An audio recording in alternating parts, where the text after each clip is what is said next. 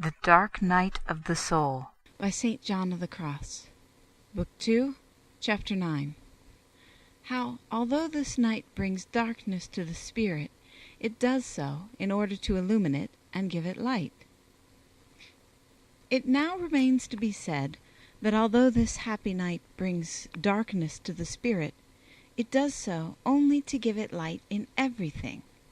and that although it humbles it and makes it miserable, it does so only to exalt it and to raise it up.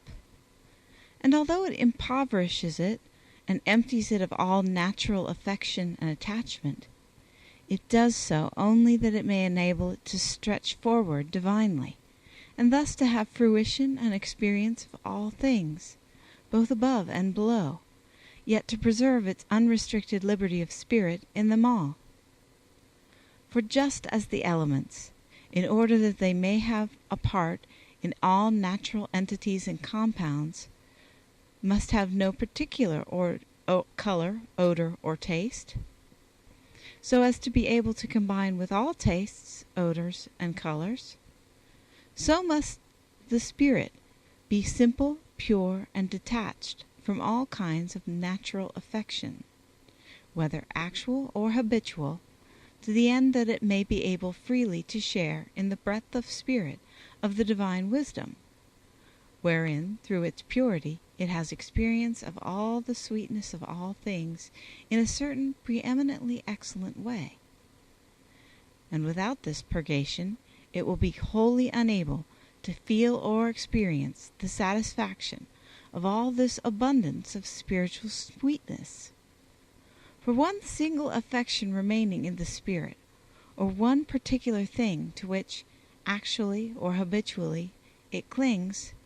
suffices to hinder it from feeling, or experiencing, or communicating the delicacy and intimate sweetness of the spirit of love, which contains within itself all sweetness to a most eminent degree. For even as the children of Israel, solely because they retained one single affection and remembrance,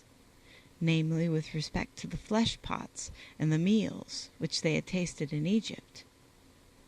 could not relish the delicate bread of angels in the desert, which was the manna, which, as the divine Scripture says, held sweetness for every taste, and turned to the taste that each one desired. Even so, the spirit cannot succeed in enjoying the delights of the spirit of liberty, according to the desire of the will,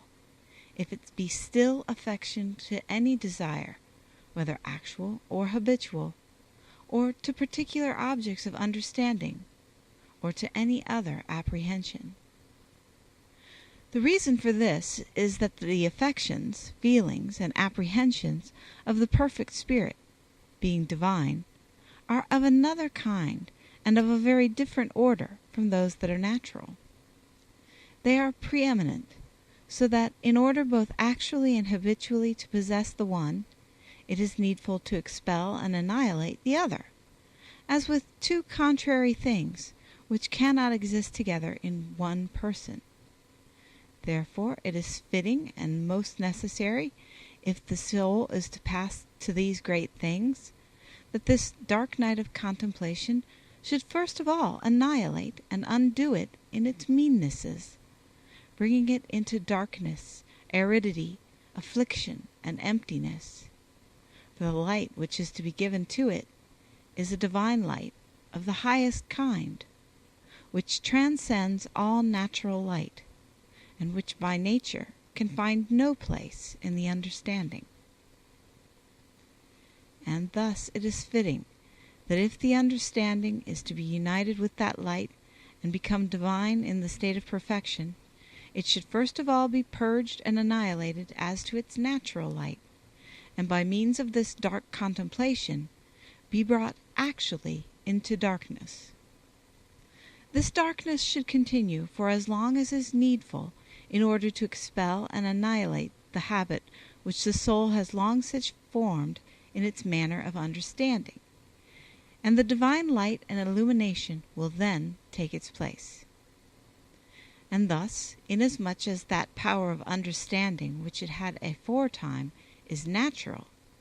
it follows that the darkness which it here suffers is profound and horrible and most painful. For this darkness, being felt in the deepest substance of the soul, spirit, seems to be substantial darkness.